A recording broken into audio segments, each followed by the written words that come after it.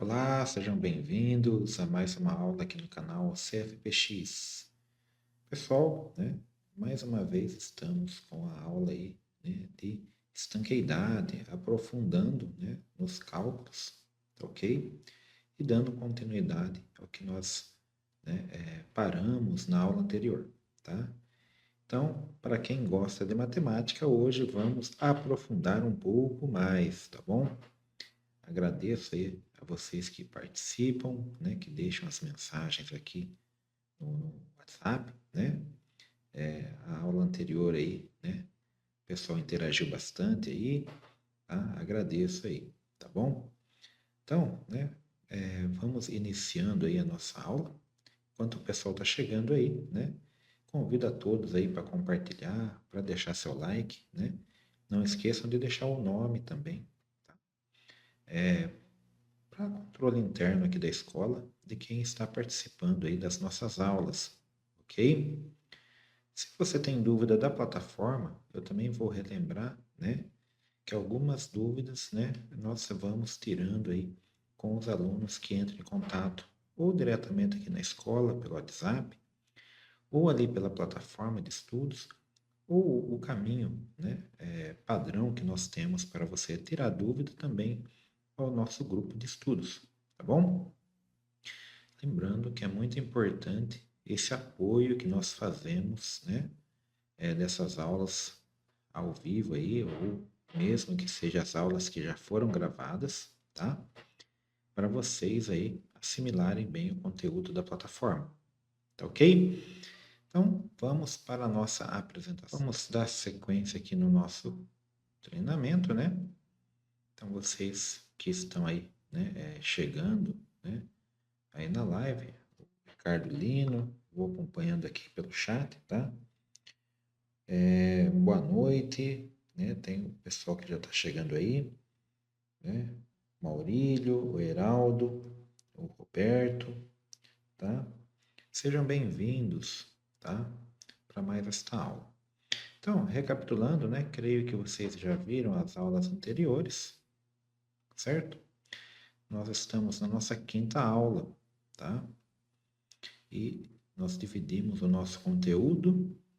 Deixa eu só pegar o marca-texto aqui, em 4 partes, Já vimos os conceitos físicos aplicados na primeira aula, já vimos equação, um pouco da terminologia, vimos muitas tabelas que estão sendo utilizadas agora na resolução dos exercícios, ok?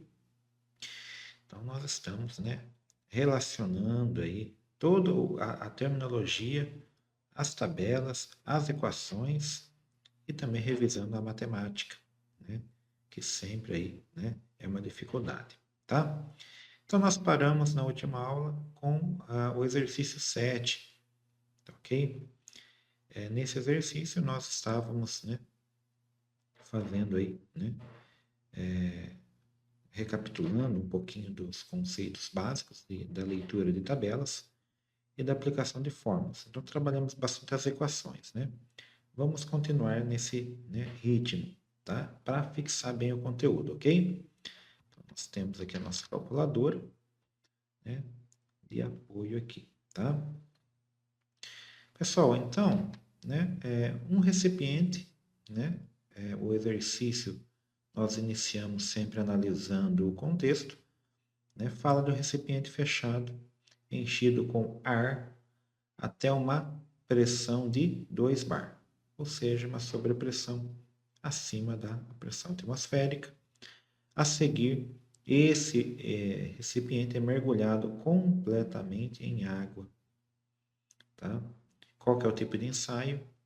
Ensaio, bolha, por submersão, tá? Por imersão. A cada 10 segundos, desprende-se do recipiente uma bolha com aproximadamente 2 milímetros, tá? Então, eu quero que vocês tentam imaginar esse tipo de ensaio, tá? Ok? O importante, então, primeira coisa, verificar, dentro do contexto, né, o que é útil para a interpretação do exercício. Por exemplo, recipiente fechado já é uma indicação, né, que me diz ali que o volume não altera. Tá? A pressão de 2 bar, tá? Esse recipiente vai ser preenchido com ar até a pressão de 2 bar. Lembram que no exemplo da aula passada, nós estávamos trabalhando com um exemplo de 100%, aqui não é o caso, né? 100% é cheio de nitrogênio. Aqui não.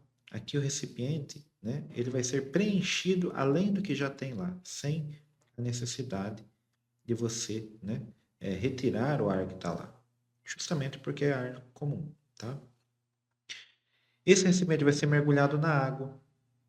Lembra que ele é estanque, ou seja, a água não deveria entrar dentro do, né, recipiente, tá?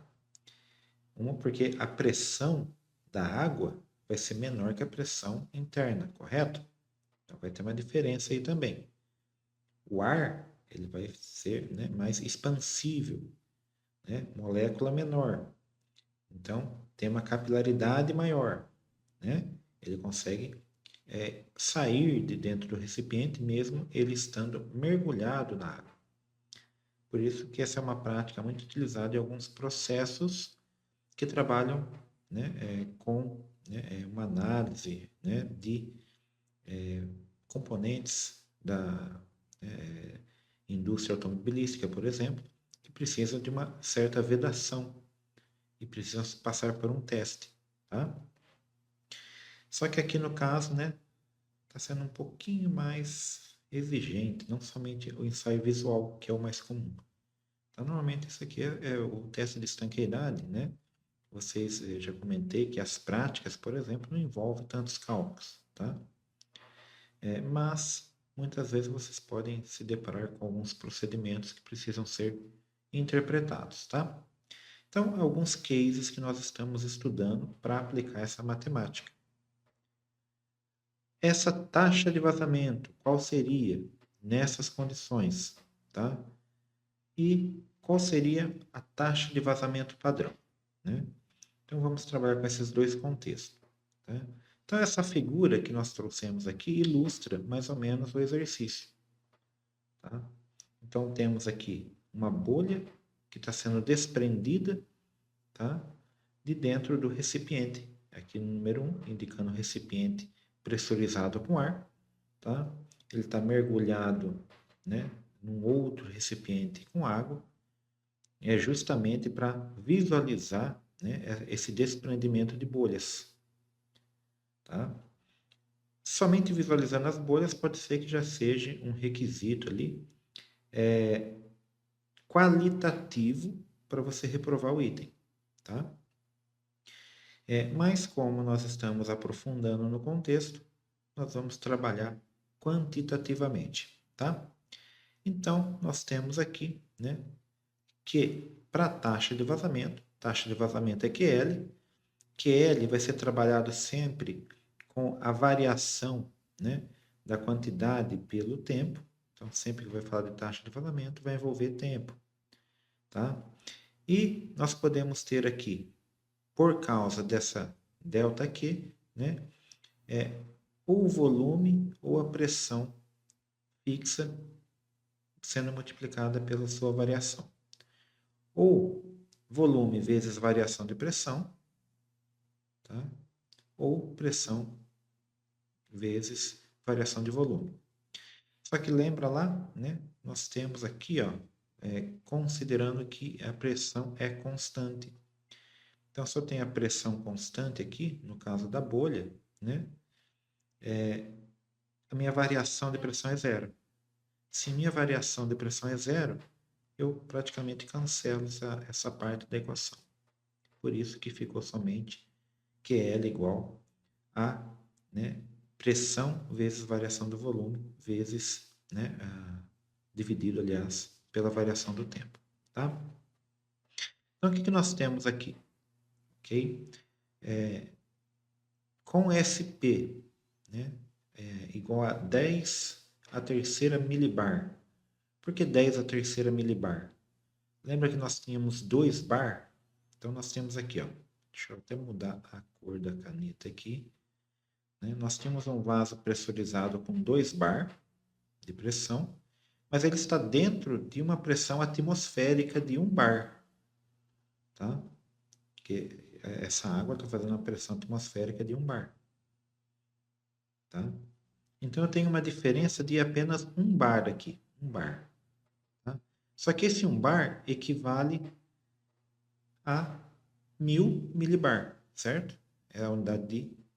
Né? É um submúltiplo que nós também vimos nas tabelas. Então, esse submúltiplo, né, equivale a 10 a menos 3, né, do bar, transformando então aqui, ó, eu tenho 1000 milibar, 1000 é igual a 10 elevado à terceira, tá?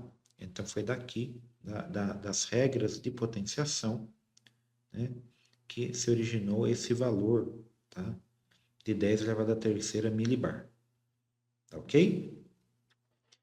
Bem, já foi dado ali o ΔT, 10 segundos, tá? E nós já vimos também, deixa eu apagar aqui, já trabalhamos com essa fórmula já, né, da variação de volume, que a variação de volume vai ser a própria bolha, né? 4/3 de π vezes R ao cubo, tá? Ou seja, né, eu vou ter aqui, ó, executando essa conta, né? Relembrem e tentem fazer que nós já fizemos na aula passada, né? 4,2 vezes 10 a menos 6 litros é o volume da bolha, tá? O Kelly, então, aplicando a fórmula, né, vai ficar essa pressão, que seria aqui 1 bar, tá? 1 bar, ou 1000 milibar, 10 elevado à terceira, tá? Vezes multiplicado por 4,2, que é o ΔV, tá? ΔV, variação de volume, dividido por 10 segundos, que é a variação do tempo, tá? O que nós podemos considerar aqui, então, né? Matematicamente, né? Que poderia ser uma dificuldade. A conversão, por exemplo, né? Porque as contas, quando nós utilizamos a calculadora, claro, se eu não preciso colocar 10 elevado à terceira, se eu colocar 1000 milibar, eu só tenho que entender, né, que esse 10 à terceira vale 1000. Né? Para fazer as contas daria certo, não tem problema. Tá? É que aqui eu consigo aplicar as regras matemáticas. Tá? A resposta aqui seria 4,2. Por quê? Eu quero que vocês percebam o seguinte. Tá? Eu vou, né, limpar aqui essa tela. Deixa eu ver se dá para limpar por aqui. Vou apagar tudo a tinta do slide. Eu quero que vocês foquem, né? Primeiro, já encontramos os parâmetros que nós vamos utilizar, tá? A pressão, ok? O volume e o tempo, né? Porque nós estamos calculando taxa de vazamento, correto? Ok, interessante essa fórmula, tá? Nós estamos trabalhando com 10 à terceira, né? 10 ao cubo, multiplicado por 10 a menos 6, multiplicado, aliás, dividido por 10 a menos 1. Sobrou aqui, então, ó, 4,2, tá? Que vai ser multiplicado por 10 elevado à terceira, vezes 10 elevado a menos 6, dividido por 10 elevado a 1. Tá? Lembra de que eu comentei com vocês na aula passada, né? Que esse 10 elevado a 1, eu poderia passar ele para cima multiplicando se eu trocar o sinal negativo. Tá? Então, vamos imaginar aqui, ó. todo esse conjunto aqui, ó, eu posso utilizar aquelas regras de potenciação, tá? Então, quando eu estou, né, dividindo, né, eu subtraio. Então, vamos subtrair aqui, ó. Esse 10 ao cubo dividido por 10 elevado a 1. Isso daqui vai ficar 10, 3 menos 1, tá? Que vai ser igual a 10 elevado a 2. Tá? Aí tem 10 a menos 6, que está multiplicando. 10 elevado a menos 6 multiplicando. Essa segunda parte aqui que eu multiplico por 10 a menos 6, né? Vou trazer para cá, ó. Vai ficar a mesma base, 10, tá? Aí vai ficar o 2, né? Menos, mais, menos 6, tá? Repararam que aqui já deu 2 positivo com 6 negativo, né? Porque mais com menos vai ficar menos. Vai ficar menos 4. Que é o resultado que nós chegamos aqui embaixo, ó. O que eu quero dizer com tudo isso, pessoal? Se nós memorizarmos essas regras de potenciação, que eu vejo que não é muito difícil, multiplicação soma e divisão subtrai, nós chegamos rapidinho na resposta sem usar a calculadora. Lembra que nós focamos na calculadora na aula passada, né? Aqui eu estou demonstrando uma maneira de resolver essas contas com potência de base 10, né? Por praticamente ali um raciocínio lógico utilizando essas regras de potenciação. Também para trazer, né, uma aplicação prática para essas regras. Por que existem essas regras de, né, potenciação? Né? Porque de cara, se você tentar trabalhar com essas regras, tá? De cara você vai, né, verificar o resultado da maneira que eu fiz aqui. Tá? Espero que vocês tenham acompanhado esse raciocínio que eu fiz. Tentem fazer também com outros exercícios, principalmente da aula passada. Tá? Beleza? Dúvidas? Tranquilos? Podemos seguir? Deixa eu verificar aqui. Opa, tem mais gente aí no chat aí, tá? Sejam bem-vindos. Deixa um nome aí também, tá bom? Boa noite a todos, tá? Pessoal, então vamos lá, né? Essa foi a resposta, né, do item A, né? Então, no item A, a taxa de vazamento foi 4,2 vezes 10 a menos 4, tá bom? Aí a taxa de vazamento padrão, né, é o QLN, tá? Então, QLN, nós temos essa fórmula, já trabalhamos com ela também na aula passada, tá ok? O que acontece com essa fórmula é o seguinte, ó, esse QL, tá? Ele vai ser dividido pela pressão ao quadrado, porque nós estamos trabalhando com escoamento laminar, tá? Nós sempre começamos pela suposição que o escoamento é laminar, porque esse dado não foi, né, orientado no escopo do exercício. Então, nós começamos sempre considerando que o escoamento é laminar, tá? E aqui, né, nós temos a taxa QL, tá? Que vai ser 4,2 vezes 10 a menos 4, dividido aqui, né, por 3 ao quadrado, que é a pressão que nós estamos trabalhando, menos 1 ao quadrado, que também é a pressão. Então, a pressão aqui, sob as condições normais, né, é a variação que nós temos, né, da pressão atmosférica com a pressão do sistema, tá? Então, no caso aqui, né, podemos voltar a usar a calculadora. Vamos lá, né? 4,2. Deixa eu colocar aqui na calculadora. 2, tá? Elevado ou multiplicado primeiro, multiplicado. Aqui já apareceu elevado, né? a 10 a menos 4. Deixa eu voltar aqui, zerar um pouquinho. Deixa eu zerar tudo aqui. 4,2, tá? Vezes,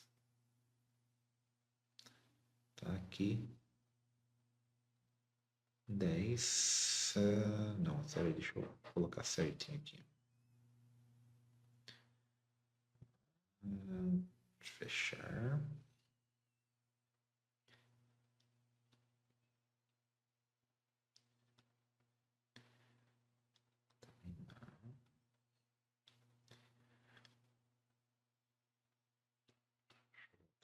Quatro vírgula dois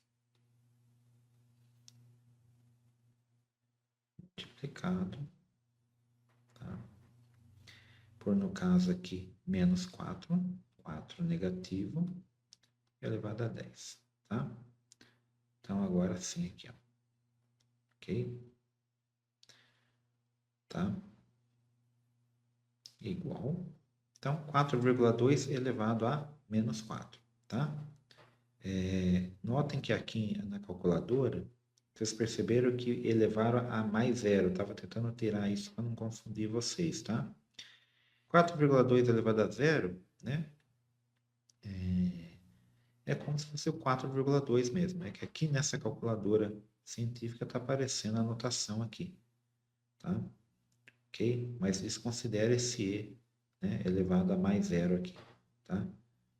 É vezes 10 elevado ao menos 4 aqui.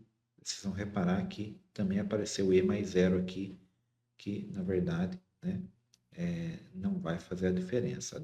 A resposta está aqui, ó, 4,2 elevado a menos 4, que é o valor que nós, né, colocamos aqui.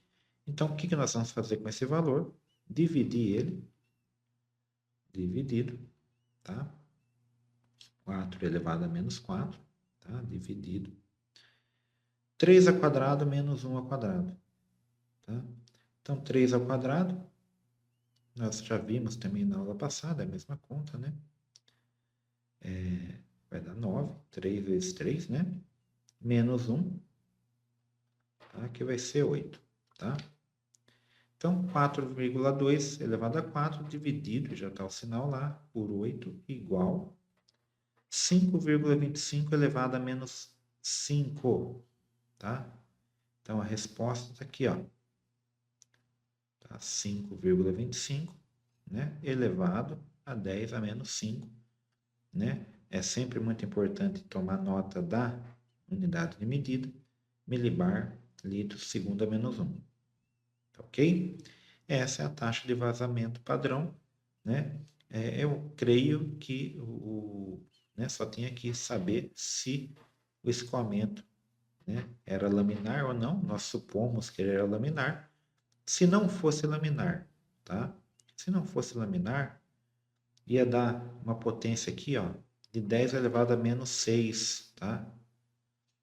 Aí, o que ia acontecer? Essa pressão aqui não iria ser elevada ao quadrado, tá? Lembra lá na formulinha, né? Quando nós estamos trabalhando com pressão, escoamento molecular, na verdade, tá? É quando as condições não são tão normais, tá? Já envolve o vácuo. Se envolvesse o vácuo aqui, tá? E o exercício indicasse que fosse vácuo, nós não íamos utilizar essa fórmula. Nós íamos usar a fórmula, né, que não eleva cada termo aqui ao quadrado, tá? As duas fórmulas são muito semelhantes, tá? São muito semelhantes, ok? Então, aqui no caso, não iria elevar ao quadrado, tá? Nós iríamos fazer, né, a conta diretamente aqui, tá? Para o vácuo, tá? Que é escoamento, tá? Molecular, beleza? Comentamos sobre isso nas aulas passadas também, tá bom? Estão lembrados? Então vamos lá. Mais um exercício. Exercício 8, né? Vamos, né, ver se nós conseguimos, né, trabalhar vários exercícios na aula de hoje, tá bom? Tranquilo aí? Beleza. Então vamos lá, tá? É um tanque, né? Vamos ler com calma o exercício, enunciado. Né? Tem um diâmetro de 20 metros, tá? Tá dando em metro. É fabricado, né? Com uma medida de segurança aqui, né? Com um fundo duplo, tá? É um padrão do projeto, ok? Esse fundo duplo é separado por uma distância de 10 milímetros, dado por H, a altura de 10 milímetros desse fundo duplo. Não vamos considerar imperfeições, né? Vai ser um valor, né? Padrão, 10 milímetros. O espaço entre os dois fundos deve ser submetido a um ensaio. Aí está a questão, né? A questão aqui não é dimensional, a questão é que nós vamos fazer um ensaio nessa região, para verificar a estanqueidade entre esses dois fundos, tá? O primeiro e o segundo. Tá? E o método que nós vamos empregar, né, é o método de aumento de pressão.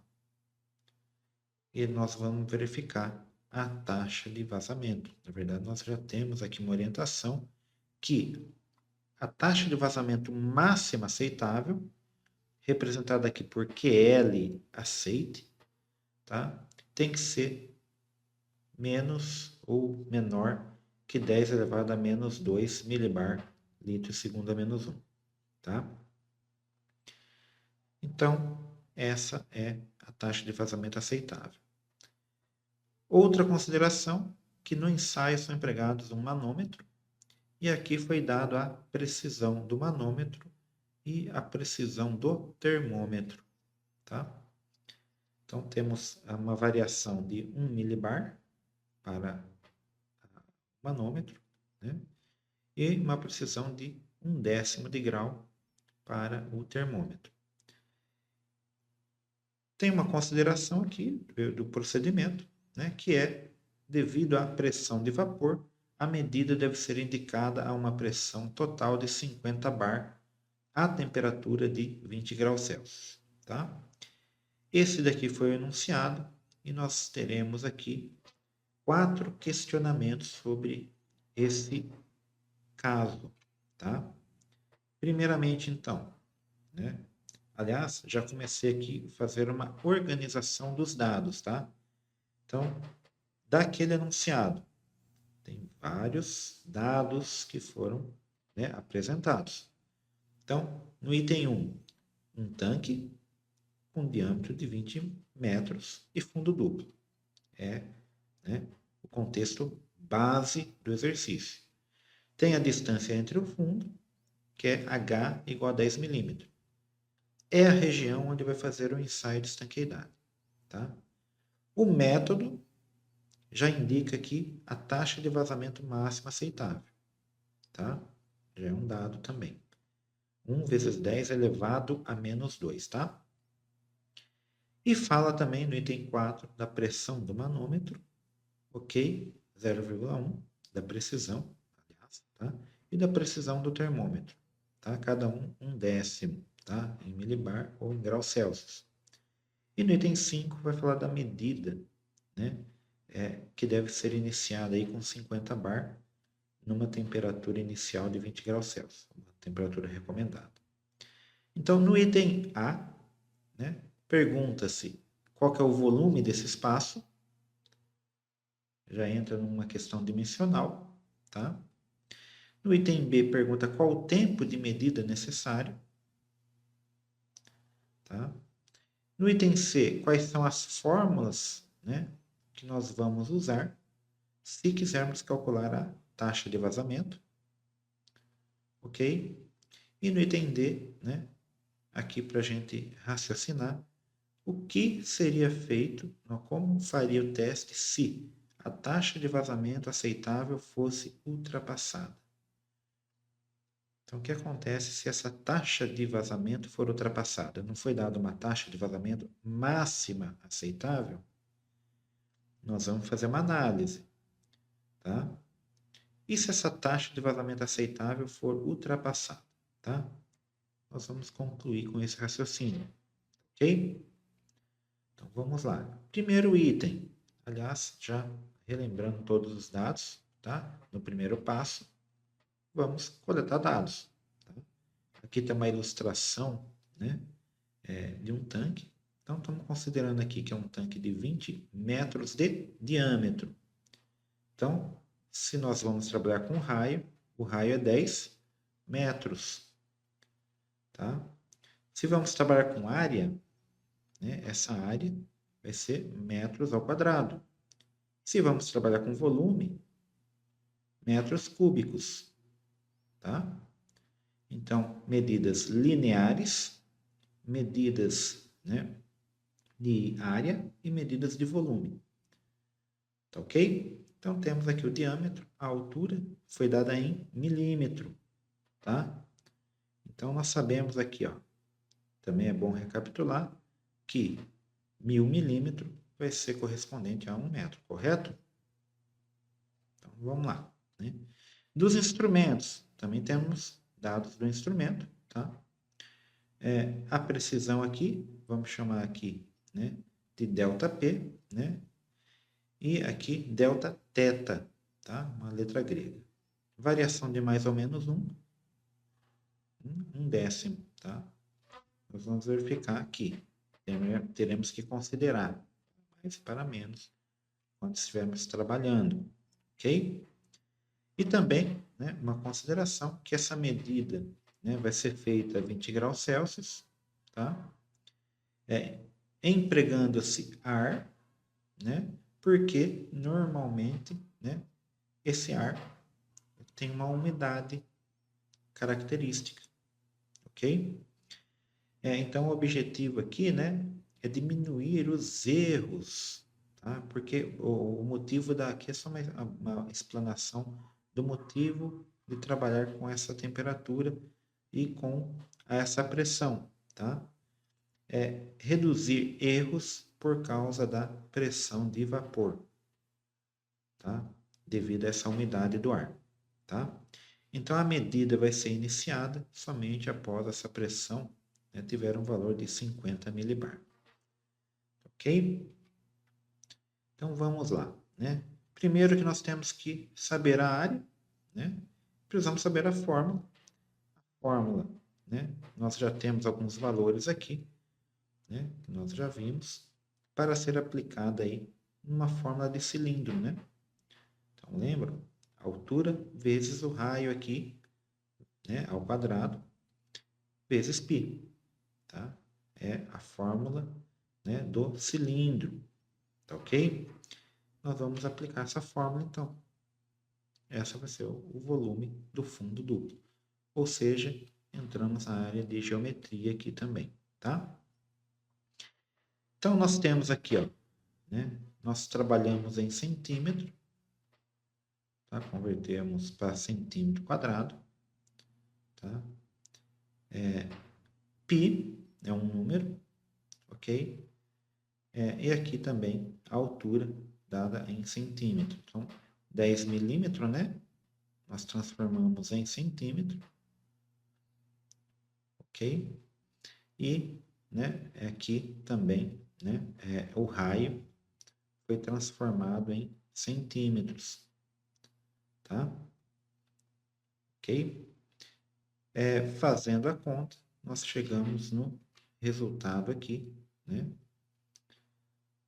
de 3,140 a 3.140 litros, né, fazendo a conversão, tá? Então, eu creio que esse cálculo, né, nós não vamos aprofundar muito, que é bem simples, somente aplicar a fórmula, tá? Mas é interessante a gente recapitular uma coisa, essa conversão, porque aqui houve a necessidade de nós convertermos, né, de centímetro cúbico para litros, tá? Ok? Então, nós temos aqui, ó, um volume de 3,14 vezes 10 a menos 6, tá? Centímetro cúbico, tá? Quando nós convertemos para litro, tá? Nós vemos aqui por esse esquemático, né? como que nós trabalhamos aqui, ó. Reparem que na conversão de centímetro cúbico para mililitro, né, nós temos uma diferença ali, né, porque está dando em litros. Se fosse mililitros aqui, né, esse M seria 10 a menos 3, certo? É um submúltiplo, tá? Vocês estão percebendo onde que eu quero chegar na conversão, né? Essa conversão, tá? Foi dada através dessa regra de potenciação também, tá? Se eu fosse converter para mililitros, tá? Daria 3.140 mililitros, tá? Só que vezes 10 a menos, vezes 10 a terceira, tá? Vezes 10 a terceira, tá? Só que praticamente o que foi feito aqui, eu cancelei essa potência de base 10 com esse submúltiplo, porque um é 10 a menos 3, o outro é 10 a terceira. Praticamente eu cortei mililitro, né, com, né, essa conversão, tá? E sobrou somente 3.140 litros, tá? Teria uma maneira um pouco mais fácil, né? Eu trouxe essa maneira de fazer, né? Porque foi do exemplo que está na plataforma, tá? Então, é mais para explicar o exemplo da plataforma. Mas a conversão mais comum que nós poderíamos fazer era decímetro, tá? Porque decímetro cúbico já é litro, tá? Já é litro. E olha só aqui, ó. Nós estamos simplesmente trabalhando com as unidades de medidas. Nós já vimos uma tabela, certo? Aquela tabela que nós vimos de múltiplos e submúltiplos, tá? Não me recordo o número agora, mas na aula anterior nós vimos, né, pelo menos apresentamos, e, né, está também disponível na plataforma, mas sempre que nós falamos em metrologia, tá? Sempre tem essas conversões, né? Quilômetro, por exemplo, 10 a terceira, tá? Hectômetro, né? 10 ao quadrado, decâmetro, né? E assim por diante, tá? Ok? Metro é a medida padrão, tá? E esse K também vai valer 10 a terceira, né? E assim por diante, tá? Basicamente, né? Metro cúbico para litro, né? Sempre tem essa conversão aí, né? Que é o volume, né? Dado em metro cúbico, né? Por unidade, né? Que é uma unidade, né? Não linear. Quando é convertida para litro, é uma unidade linear, tá? Basicamente, a calculadora, muitas calculadoras já têm ali, né, uma maneira simples de converter, né, se vocês souberem utilizar essas regrinhas de conversão. Ou um próprio conversor, né, que eu havia comentado também. Ok? No item B, está perguntando aqui a variação de tempo. Qual o tempo, né? Ok? Então, nós vimos aqui no passo anterior, né? O volume entre os dois fundos. Chegamos em 3.140 litros, tá? Aí é o meu volume só da parte que eu vou fazer o ensaio de estanqueidade, correto? Nós temos aqui, né, que saber o tempo mínimo. Existe como calcular o tempo mínimo, né, desse ensaio, tá? Por causa do erro, tá? Então, nós temos que considerar aqui os instrumentos e a variação, né, que ele pode trazer, né, nesse ensaio, né? Ou seja, na determinação desse tempo, né, eu tenho que conhecer o erro máximo, né, na medida de pressão, e esse erro está relacionado com o instrumento. O exercício me disse que o meu instrumento já tem uma precisão de mais ou menos 1 bar. Tá? Então, qual que é o total, né, dessa variação, né? Se eu tenho 1/10 para menos e 1/10 para mais, isso me dá uma variação total dessa precisão de 0,2, ou seja, 2/10, né, em milibar, tá? Então, considerando que eu tenho esses 2/10 em milibar, tá? Eu consigo calcular um erro também em cima da temperatura, ok? Então, a temperatura vai ser dada por essa fórmula, tá? Então, a variação de precisão da temperatura, esse PP, né, é precisão de pressão, precisão de temperatura, tá? Vai depender da minha pressão de ensaio, tá? E a pressão de ensaio foi dada, que é 50 milibar, tá? Aí eu vou ter que ter a minha variação em temperatura, ok? Que foi dada, né? 0,2 K, tá? Lembra da temperatura? Ela foi dada, 0,1, certo? Então, da mesma maneira que nós tínhamos a variação de, né, milibar, lembra que a temperatura também do manômetro, do termômetro, né, era 0,1, ou seja, 1/10. Então, 1/10 positivo, 1/10 negativo, tá? Me dá uma variação aí, tá? De 2, né, décimos para a temperatura em Kelvin ou em graus Celsius. Daria a mesma, porque os dois sistemas de medida são centesimais, tá? Mas os 20 graus Celsius, tá? Eu tive que converter.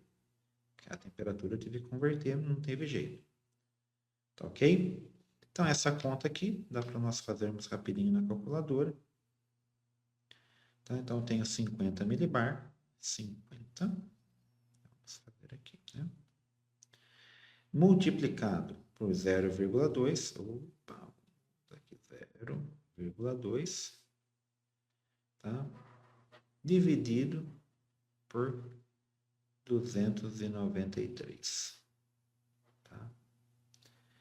Aqui no caso, ó, 3,14, vamos colocar aqui, ó, 3,14, ou não, não é 3,14 não, 3,41. 3,41, tá? Vou até colocar mais dois números aqui, né? 41, 2, 9. E aqui no final, reparem que tem aqui, ó, E menos 2. Tá? Então, lá na calculadora tem um E menos 2, tá? Então, esse foi o resultado que apresentou aqui na nossa calculadora. Vamos comparar com o resultado que foi dado aqui, 0,034 milibar.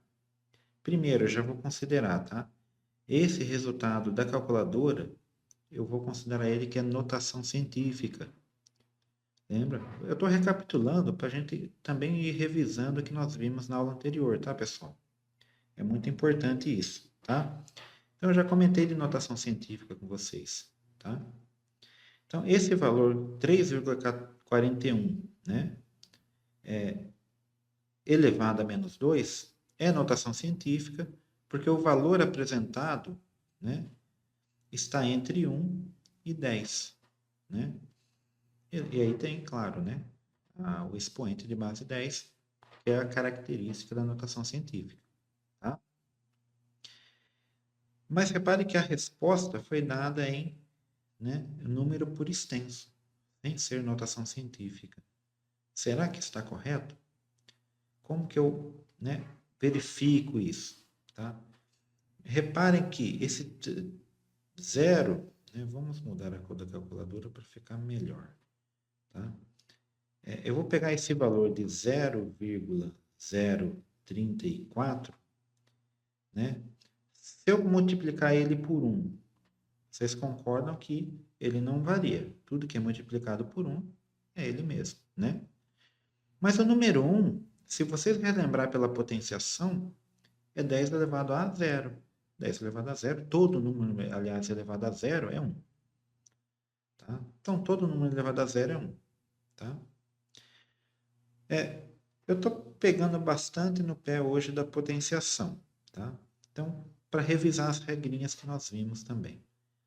Se fosse 10 elevado a 1. 10 elevado a 1 é ele mesmo, 10. Né? Vocês concordam comigo que para manter o mesmo valor, tá? Eu teria que mexer na vírgula. Né? Quando eu tenho eu vou acrescer um número no meu denominador, né? Eu tenho que andar com a vírgula, né, para a minha esquerda. Tá? E se fosse menos 1? 10 elevado a menos 1, eu teria que, né, andar com a vírgula para a minha direita. Tá? Então, vocês reparem que esse número aqui, né, na minha calculadora, ele andou 2 casas, né, negativas. O expoente foi decrescido 2 vezes. Então, é a mesma coisa que eu andar 2 casas para a minha direita. É isso que aconteceu. Né? A vírgula vai vir aqui, ó, entre o 3 e o 4, que é a resposta da calculadora. Tá? Então, o que nós fizemos aqui? Uma análise, né, comparando o valor dado na calculadora e o valor apresentado numa possível pergunta, né, que vocês vão ter que analisar as casas decimais. Isso é, né, uma análise dos algarismos significativos. Vocês perceberam que está junto com arredondamento também, né? Mas tudo bem, eu já tinha comentado de regras de arredondamento nas aulas anteriores, eu não vou ressaltar a regra de arredondamento agora. Beleza? Bem, o que nós podemos analisar? Vamos apagar tudo aqui. Deixa eu ver. Pegar a borracha. Então, vamos voltar para a nossa dinâmica do exercício, tá? Nós comentamos um pouco da matemática envolvida, mas o que nós temos que perceber também no exercício é o seguinte, ó. Tudo isso que nós comentamos foi só o cálculo, né, da variação, tanto da pressão, né? Então, nós calculamos aqui, ó, vamos voltar aqui na nossa dinâmica com marca-texto. No B1, nós calculamos o erro, né, considerando a pressão, que foi direto em cima, né, do valor da precisão, né, do nosso manômetro. E no B2, nós calculamos o erro devido, né, à variação de temperatura. Tá? Aí nós tivemos que considerar aqui essa fórmula, né, do ΔPT, variação da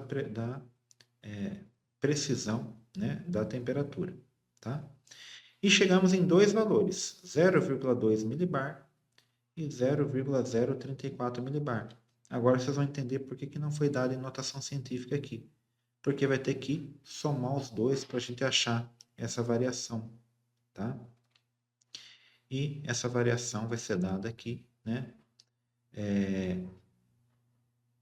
somando, né, as duas parcelas. Tá? E aí nós obtemos 0,02, 0,2, aliás, tá?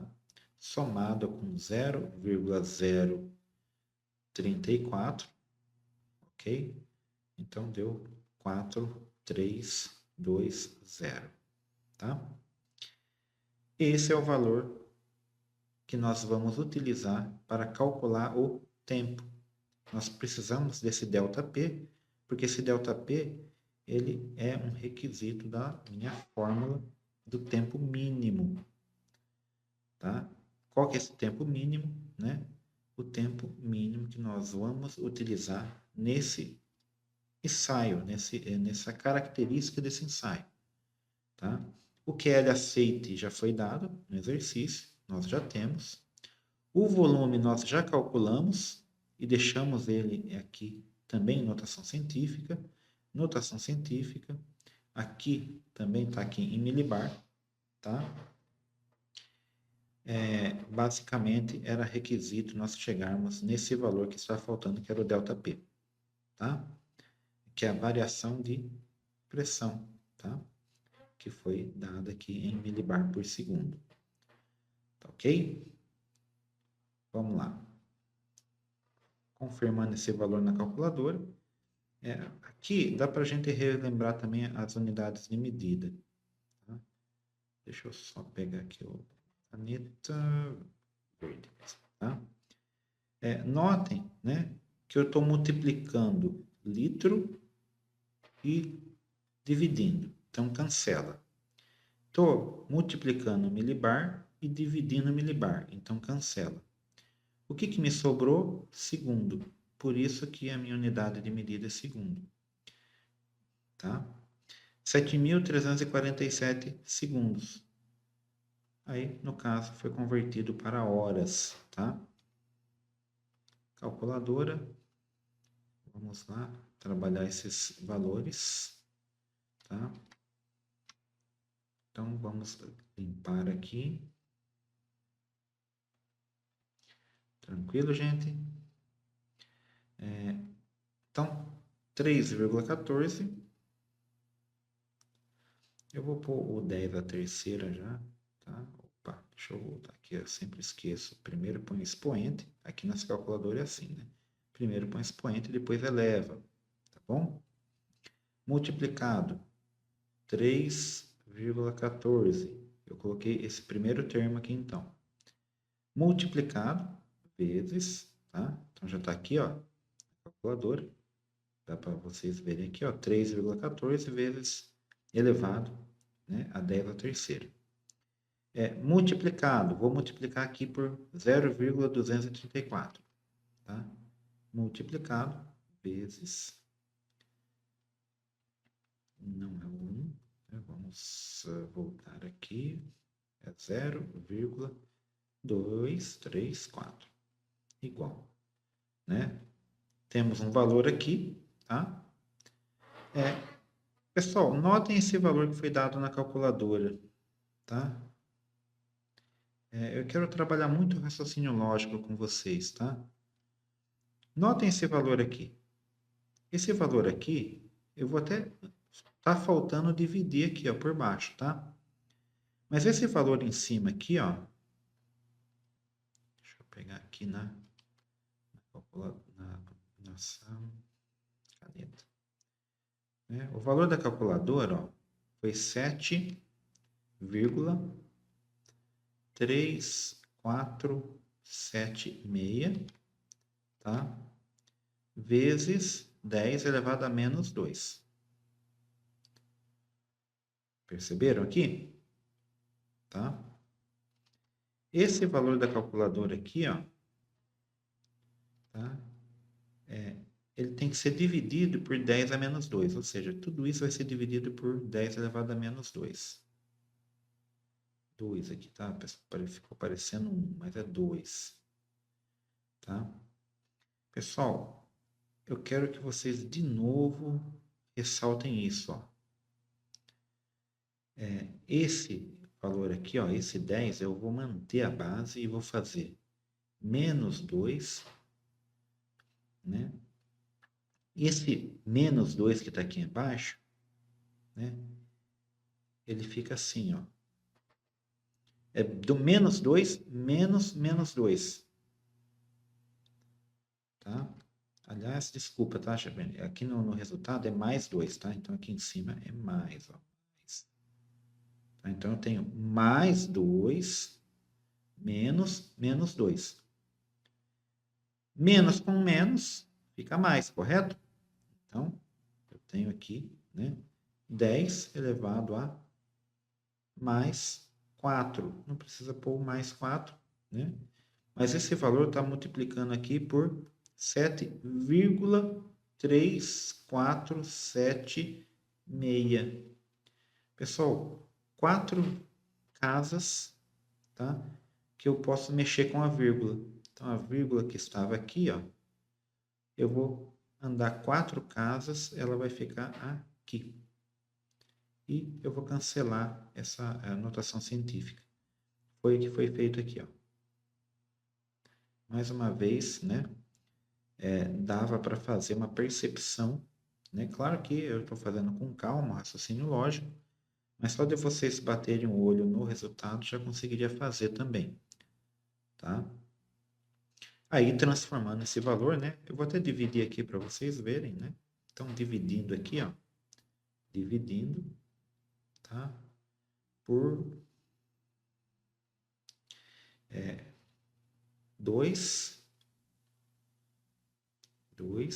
negativo 10 elevado, igual, tá aqui, ó, 7,3476 elevado a mais 4, foi o que a gente fez com raciocínio lógico, as regras de potenciação. Tá? Aqui na minha calculadora, deixa eu ver se eu tenho aqui. Tem uma tecla na calculadora de vocês que chama ENG, tá? Aqui eu acho que é essa daqui. Aqui na minha calculadora, para quem estiver usando a calculadora do computador, tem uma teclinha, um botãozinho que chama F-E, tá? Na calculadora científica é a mesma teclinha ENG, tá? Vocês usam o ENG para trabalhar e modificar o valor, né? Com as casas decimais, tá? Então, no caso aqui, ó, segunda função, volta o mais 4 lá. Se eu clicar sem a segunda função, tá? É numeral por extenso. Então, essa tecla, ela transforma numeral por extenso em numeral para notação científica, tá bom? Quem não sabia, já está mais uma dica aqui para trabalhar com os valores em notação científica ou em extensão, tá bom? Então, esse é o valor em segundos, tá? Se eu dividir por 60, dividido por 60, eu tenho o valor em minutos. Se eu dividir de novo por 60, tá? 20,41, tá? Eu tenho o valor em horas, tá? O valor em horas. Creio que, né, depois vocês confirmem aí, mas se for realmente isso que na calculadora, o valor dado aqui, né, ele foi equivocadamente arredondado, tá? Deveria ser 20,4. Pode ser que nós não trabalhamos aí com alguma casa, alguma vírgula, alguma coisa assim, tá bom? Beleza? Bem, pessoal, né? Bem, a princípio eu quero que vocês tenham bastante paciência em resolver esses exercícios, tá? Se você está aí acompanhando os cálculos desde a primeira aula, né? Deixem aí os comentários se está fácil, se não está, tá? Se vocês estão, né, acompanhando, se está tendo muita dúvida, tá bom? Às vezes aqui, quando eu estou acompanhando o chat, eu tenho que dar uma atualizada aqui, tá? Mas acho que está tudo ok, né? Qualquer coisa a gente retoma as dúvidas na próxima aula, ou mesmo pelos grupos, tá bom? O exercício 8, tá? Vamos, né, fazer, aliás, aqui nós estávamos trabalhando já o exercício 8, né? A letra B, que é o tempo de medida necessário, né?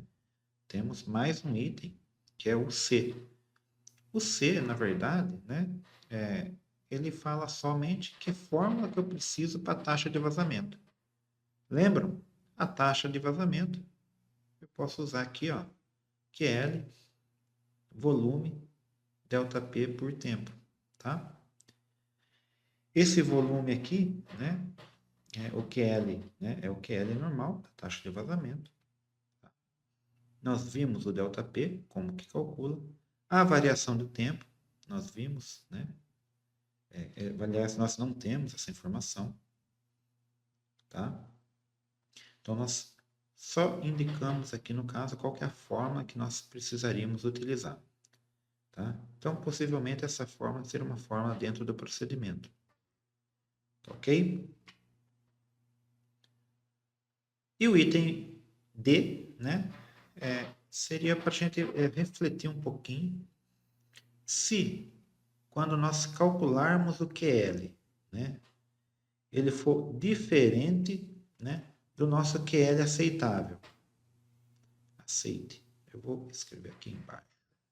Nosso QL calculado, se ele for diferente do nosso QL aceitável.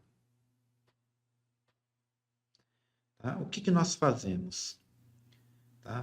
Primeiro, claro, nós vamos considerar que se ele não atingiu, né, o limite, o ensaio finalizou, tá? Mas se ele ultrapassou o valor do que era aceitável, tá? Aí nós vamos ter que fazer um ensaio complementar. Então, imagine o que foi feito, pessoal. Nós pegamos uma região e fizemos um ensaio de estanqueidade por queda de pressão ou por diferença de pressão, tá? Só que, se cair a pressão além do limite aceitável, tá? Aonde que é o problema? Nós não sabemos onde é o problema, tá? Então, não é somente executar o ensaio e simplesmente, ok, tá? Então, esse item do exercício, né, é para a gente refletir que se eu não encontrei, né, se eu, aliás, tive um problema nessa primeira etapa do ensaio, eu vou ter que identificar aonde que está o problema, tá? E aqui o exercício traz aqui uma consideração, né, para a gente trabalhar ali com hélio, tá? Pessoal, num tanque não é comum trabalhar com hélio. Aqui é bem hipotético, né? Se fosse na aeronáutica, sinceramente, na aeronáutica esse é exatamente o procedimento. Primeiro se faz a análise por queda de pressão, tá? Se reprovar, aí busca-se o problema com hélio, tá? Porque no caso aí da tubulação, né, de linha, né, hidráulica de uma aeronave, ela passa por diversas cavidades ou cavernas, né? Então é complicado você fazer pelo método bolha, por exemplo. Mas num tanque, tá? Daria para fazer pelo método bolha, ok? Mas vamos imaginar com o hélio como seria, tá? Então nós vamos, né, novamente ali, né, trabalhar com uma sobrepressão, mas não precisa ser aqueles 50 milibar. Né? Por exemplo, uma pressão bem menor, de 20 milibar. Por quê? Nós trabalhamos 50 milibar com ar normal. Quando nós trabalhamos com hélio, o hélio é uma partícula das menores partículas que eu tenho na composição do ar. Tá? Então ela tem uma capilaridade muito maior. Né? E nós vamos localizar o local do vazamento, porque se na primeira etapa teve uma diferença entre o que é hélio e o que era aceitável, nós temos um vazamento. Tá? E nós vamos fazer uma inspeção, né, aqui chamada de sonda aspiradora, né, ou detector, né, sniffer, cheirador. É um equipamento que vai, né, normalmente ele tem uma haste com um sensor que vai captar esse hélio que está sendo vazado e vai ter um sinal sonoro. Também já falamos desse equipamento, já ilustramos com imagem nas aulas anteriores, estão lembrados? Tá? Nós vamos fazer isso tanto pelo lado interno como pelo lado externo do fundo do tanque, considerando que é uma fabricação e que esse tanque tem esse acesso. Tá? Se ele tem esse acesso, nós conseguimos fazer. Tá ok? Pessoal, deu para ter uma ideia então da aplicabilidade, né, ou da aplicação tanto dos cálculos quanto dos métodos. São dois métodos distintos, envolvendo alguns cálculos, já, né, comparando um pouquinho com os procedimentos, tá? Ok? Bem, creio, né, que o intuito é trazer uma apresentação da matemática aplicada, tá? Também com um pouquinho da prática, tá bom? Não é a prática pertinente ao curso, aos procedimentos que nós fazemos aqui na escola, tá? Aqui alguns procedimentos específicos da prova da BENE. Beleza? Tranquilo? Mais um exercício? Vamos lá? vamos continuando aqui com o exercício 9, tá? Mais simples o contexto, mas vamos lá. Deixa eu só pegar aqui outra ferramenta para auxiliar aqui, que é o marca-texto, né? No exercício 9, nós temos um recipiente, né? Aqui no caso com um líquido, né? Um recipiente para um líquido, aliás, né? E ele é constituído também com um fundo duplo, ok? Tem um espaço, né, entre esses dois fundos, ok? E nós vamos aplicar também um método aqui, né, de aumento de pressão, tá? Então, a taxa de vazamento aqui, ela foi dada em -2 também, é a mesma taxa de vazamento aceitável. Tem o manômetro com uma precisão e um termômetro também, a precisão aqui mudou, pelo menos aqui do termômetro, tá? O termômetro mudou a precisão, o outro era 1/10, esse aqui é 3. E tem uma característica diferenciada aqui, que o ensaio, o horário que ele foi, iniciou-se, né, o ensaio, tá? E depois, um dia após esse início, né, no mesmo horário, ou seja, deu 24 horas, tá? Teve uma pressão X. Então, 60, a pressão P1, 60 milibar, a pressão P2, 80 milibar, considerando também que houve uma pequena variação de temperatura. No registro da pressão estava 20 graus e depois teve uma variação de 21,2 graus. Tá? E nós vamos, né, trabalhar dois quesitos aqui. O erro da medida, tá?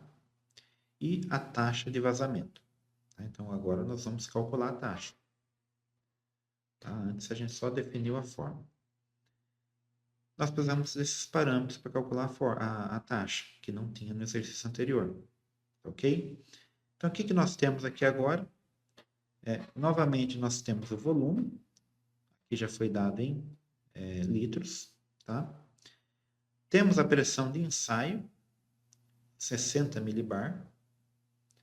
Tá? Temos a taxa de vazamento aceitável, 10 a -2, né? Que é L aceite. Os instrumentos, o manômetro e o termômetro, cada um tem a sua precisão, né? De 1/10, 3/10, respectivamente. E também temos os dados das medidas no primeiro dia e no segundo dia. Tá? Tanto para a pressão quanto para, né, a temperatura. Tá? Essa variação, então, vamos pegar primeiramente aqui, né, os dados que nós calculamos da outra vez. Então, da outra vez nós calculamos a variação da pressão, tá? Foi simplesmente pegar ali, né, a precisão, né, e nós pegamos ali mais ou menos, então deu -2 milibar, tá? No caso aqui, aplicamos a fórmula também para a temperatura, na precisão da medida, né? Aqui, só que aqui, ó, foi mais ou menos, né, 3/10, tá? Então, no caso aqui, variou 0,6 a temperatura, ok? Então, aqui no passo 3, nós vamos calcular esses erros da medida de temperatura, né? Então, já vimos aqui, né, essa referência com a medida de pressão, tá?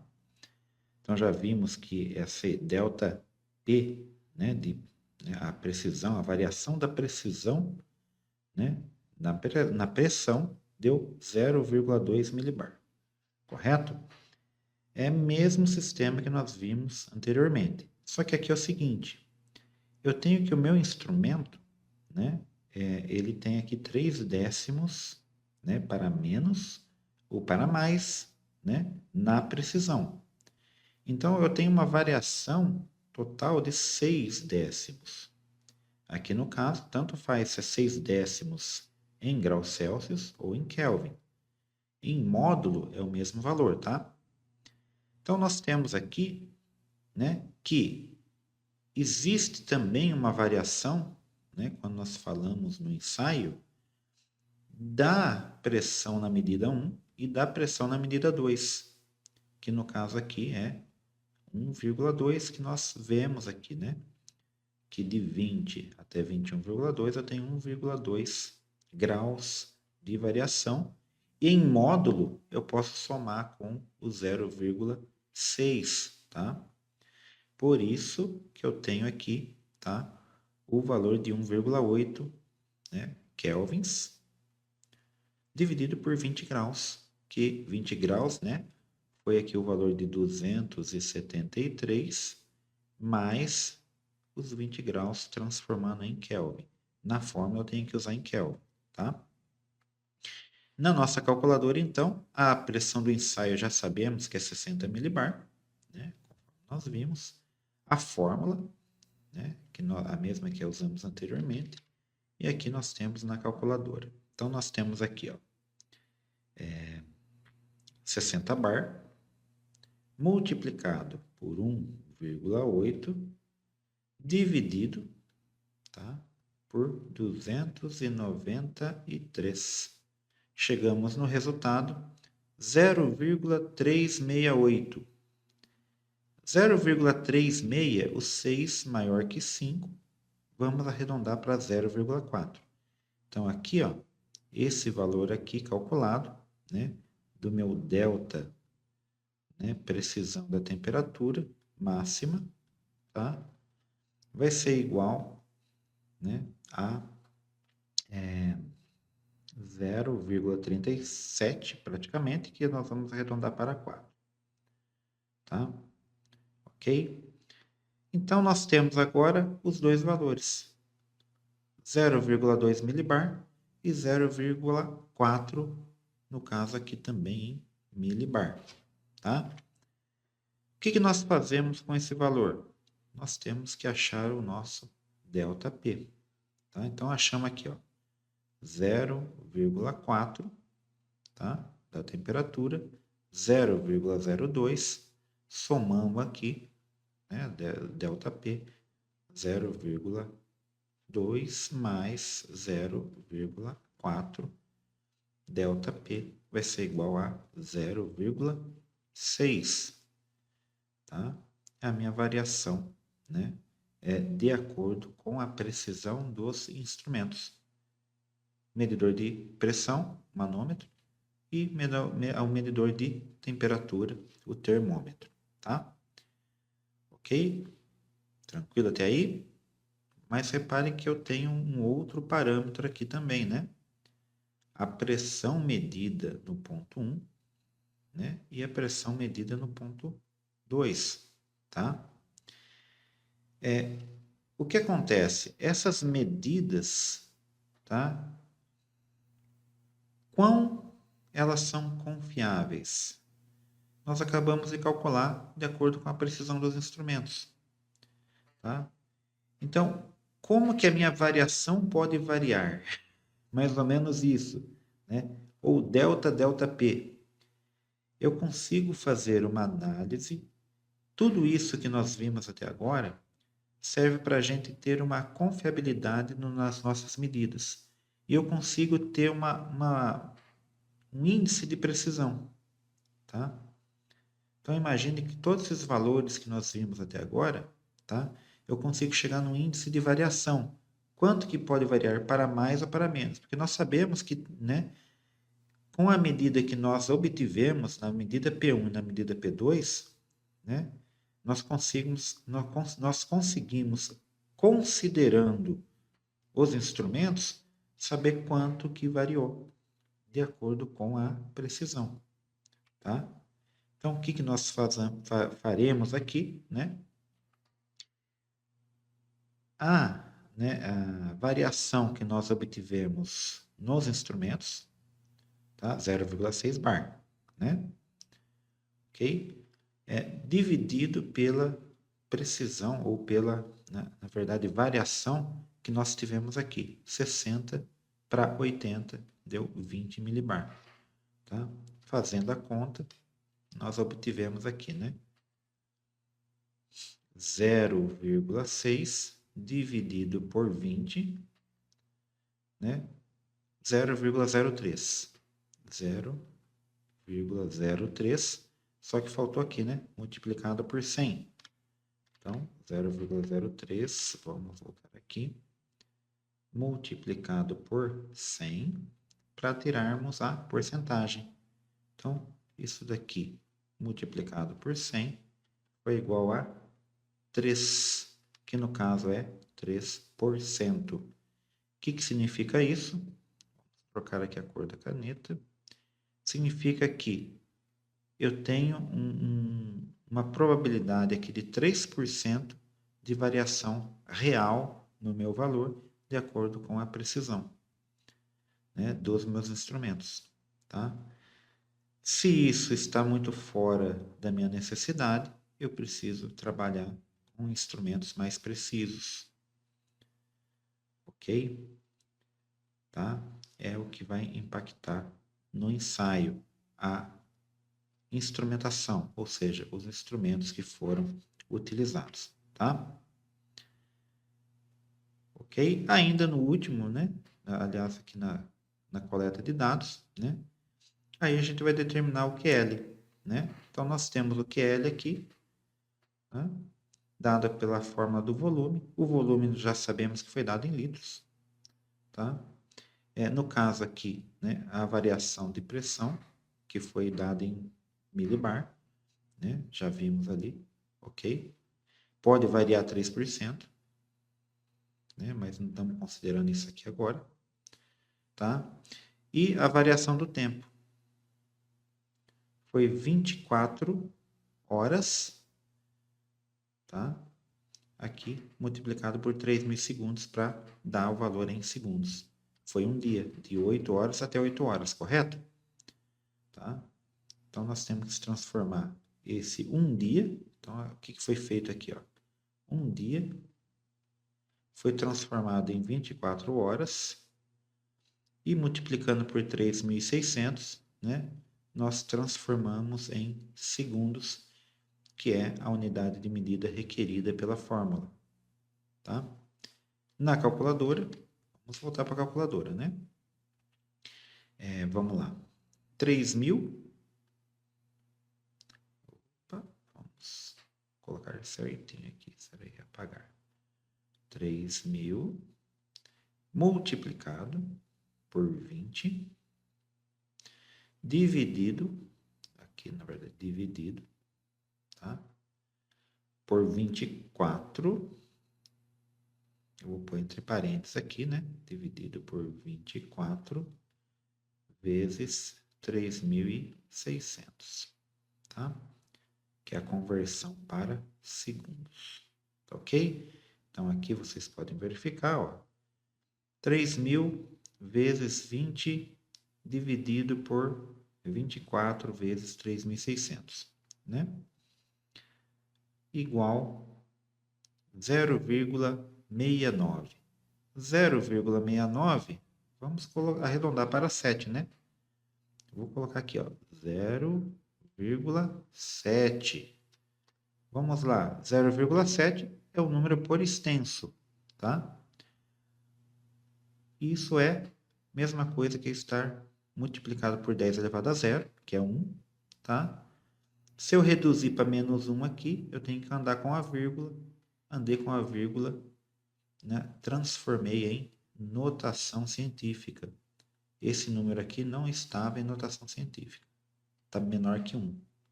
Tá? Apesar de ter a potência de base 10, não é uma notação científica. Tá ok? Relembrar então um pouquinho? Então, meu QL foi 7 vezes 10 a menos 1. Tá? Vou comparar com o meu QL aceitável.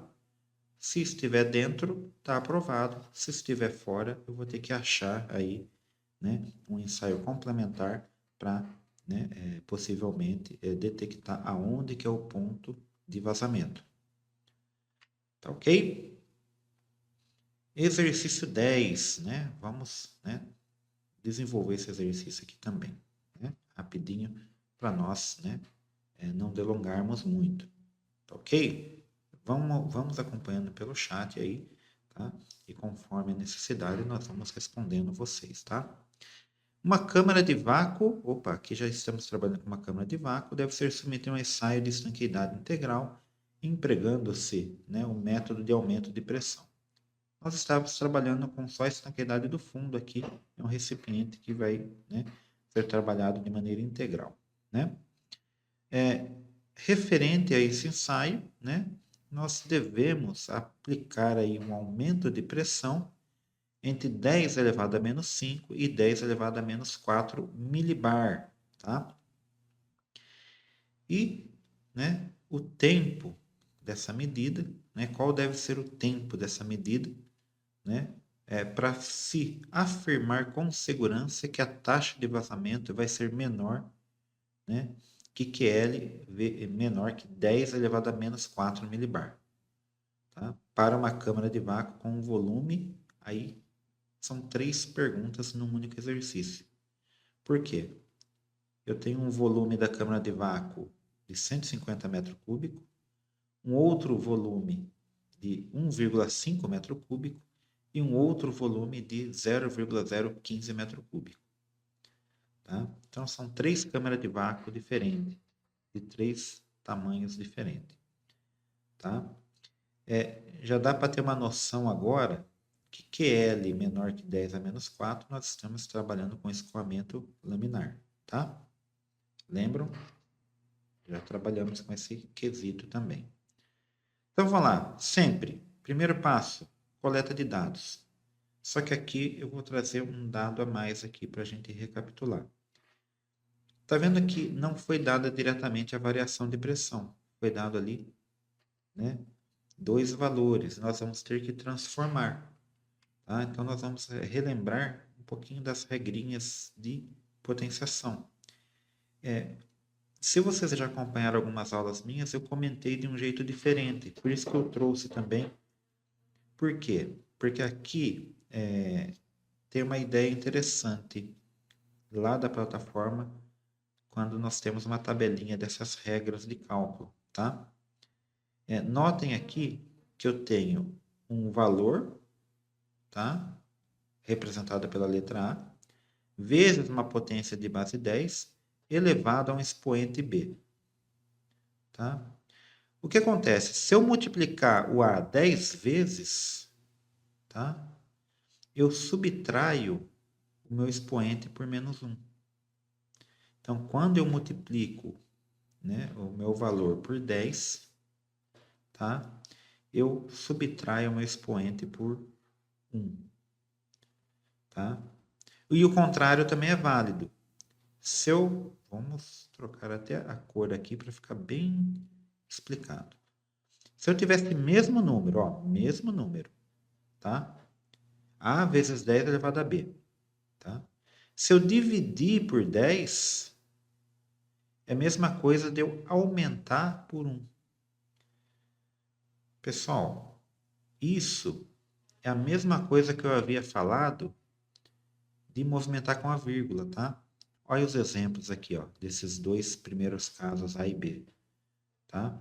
Tem um exemplo aqui. Se o A vale 4 e eu multiplicar por 10, tá? Eu vou diminuir menos 1 no expoente. É a mesma coisa que eu andar com a vírgula uma casa para cá. Ó. Ou seja, eu estava no 4, eu mudei para o 0 e diminuí o expoente. Tá?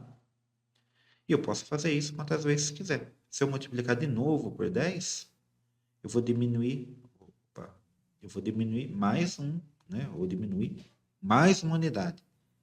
Então, fica 400. Esse valor aqui, ó, 10 elevado a 1, né? É igual a 10. Eu poderia até estar colocando 4.000 aqui. Ué, não era 3 o expoente? Se eu andar 3 vezes com a casa, eu tenho que acrescentar 3 zeros. 4.000. E o inverso? O inverso também é válido. Vamos trocar novamente a cor aqui. É uma nova maneira de fazer o raciocínio com multiplicação e a soma dos expoentes, tá?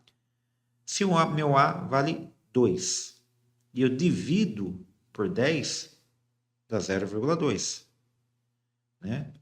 Então, esse menos 3 eu adicionei mais 1. Menos 3 mais 1 fica menos 2. Tá? Se eu colocar mais, eu dividir novamente. Se eu dividir novamente, vai dar 0,02. Tá? Vezes 10 a menos 1. Por que menos 1? Eu tive que adicionar mais uma unidade. Tá? E assim por diante. Ok? Aí tem algumas outras regrinhas. Essa planilha aqui, essa tabela, também é uma tabela da plataforma, que traz essa dinâmica dessas regras quando nós estamos fazendo o cálculo de uma maneira diferenciada.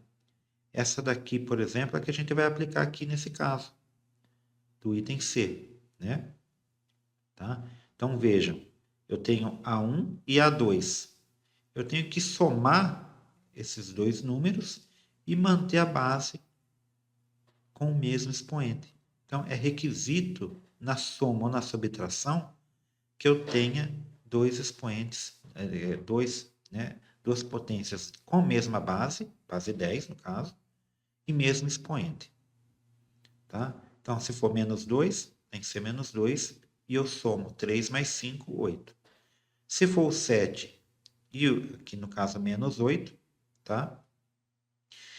Eu tenho que transformar uma das unidades com o mesmo expoente. Vamos transformar, por exemplo, o 7. O 7 vai virar 70, por causa da regra anterior. Lembra da regra anterior? Né? Eu multipliquei por 10. Se eu multipliquei por 10, eu tenho que tirar menos 1.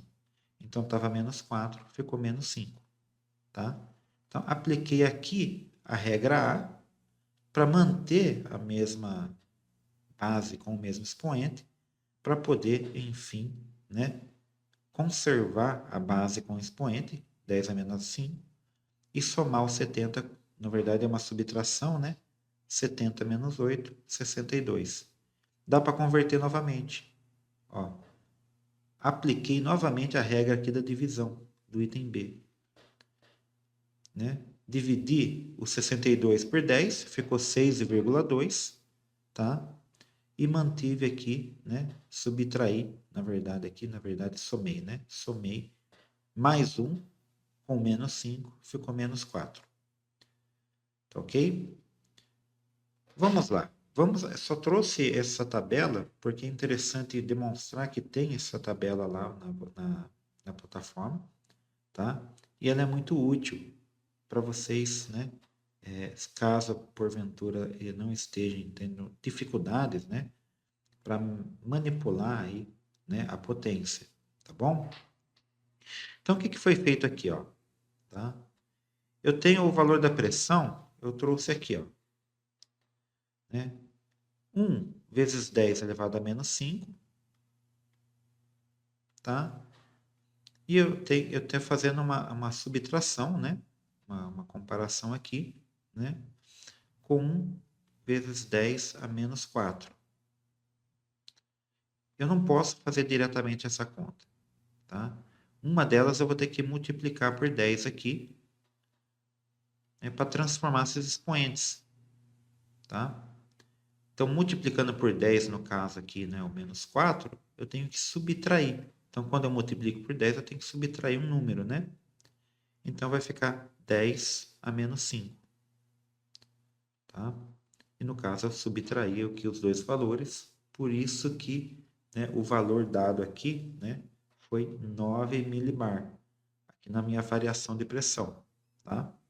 Essa variação de pressão aqui, o ΔP, né, é a diferença, né, de 1 vezes 10 a menos 5 até 1 vezes 10 a menos 4 milibar. Tá? Aí o QL foi dado direto, menos 4, já vimos lá. E o volume foi dado em metros cúbicos. Tivemos que transformar também. Tá? Quando nós transformamos para litros, basicamente é só colocar aqui uma potência de 10 elevado a menos 3. Tá? É a conversão de metro cúbico para litros. Ok? Isso fizemos a conversão, né, para fazer os cálculos. Tá? Aí, fazendo os cálculos, obtivemos aqui a variação de temperatura pela fórmula. Tá ok? Tranquilo? Então, confirme aí na calculadora. No caso aqui, foi para o volume de 150 metros cúbicos, tá? Só que nós tivemos que transformar em litro, né? Já calculando aqui, né, a diferença ΔP, tá? Dessa fórmula aqui em cima, tá? ΔT igual a volume dado dividido por QL, que foi dado, e nós calculamos a diferença de 10 elevado a menos 5 e 10 elevado a menos 4, tá? Que deu 9, né, vezes 10 a menos 5. Então, é muito importante que vocês entendam da onde que saiu esse 9 vezes 10 a menos 5, tá? Ok? Essa daqui foi a variação da pressão. O resto foi só substituir na fórmula, tá? Ok? Bem, tentem fazer aí. Esse exercício mudava somente os volumes, tá? Então, o volume aqui, né, 1,5 metro cúbico, eu vou fazer o cálculo transformando em litros. E também aqui o 0,5, eu vou fazer o cálculo transformando em litro, usando essa mesma fórmula, tá? E eu tenho que chegar nos valores que foram dados aqui, tá? Considerando o mesmo QL e a mesma variação de pressão, tá? Só vai mudar um parâmetro, que é o volume, e vocês vão verificar aqui. Há uma grande diferença nesse tempo de acordo com a caixa de vácuo. Então, o que esse exercício demonstrou? Né? A fórmula nós já vimos toda a sistemática de cálculos, né? Mas a ideia desse exercício é mostrar, né, a diferença do tempo que se relaciona com o volume. Perceberam? Tá? Então, o volume da caixa do vácuo interferiu enormemente no quesito tempo da medida. Tá? Então, o tamanho da caixa de vácuo vai depender desse, né, do processo. Né? Se tivermos que executar, né, um processo com várias medidas, né, temos que ter essa atenção no volume da caixa de vácuo. Tá? Pessoal, né, temos mais exercícios, ok? Para serem comentados, mas creio que, né, nosso tempo já está finalizando, tá? Mas só para vocês terem uma ideia, né? Existe a questão, né, da sucção, tá? Então, nós vamos trabalhar um pouquinho desse contexto de sucção na próxima aula, que é o exercício 11, tá? Eu quero que vocês revisem a parte de logaritmo, tá? Porque uma das equações que nós podemos trabalhar é com o log. É simples, pessoal. Nós temos o log, o logaritmo, né, é o inverso, né, da potenciação. Então imagine, né, o valor que nós obtivemos ali, né, de um log, né, o log de b, por exemplo, tá? É o expoente da potenciação, tá? Então, o que nós vamos trabalhar? Se nós estamos trabalhando com, né, base 10, né, nós vamos trabalhar sempre com log de 10, né? Ok? E o resultado desse log é o expoente. Logo, né, esse logaritmando, né, vai ser o meu resultado, seria o resultado da minha potenciação. Tá? É interessante vocês saberem o conceito, né? E também como que se utiliza aí na calculadora, porque também tem algumas regras envolvidas, tá? Se eu tiver o log, por exemplo, aqui na fórmula tem um log, tá? Eu tenho algumas regras que dá para ajudar. Da mesma maneira que nós vimos as regras de potenciação, né? Existem umas regras específicas para logaritmo, tá? Porque às vezes facilita também. Se eu tiver um log de uma multiplicação, por exemplo, tá?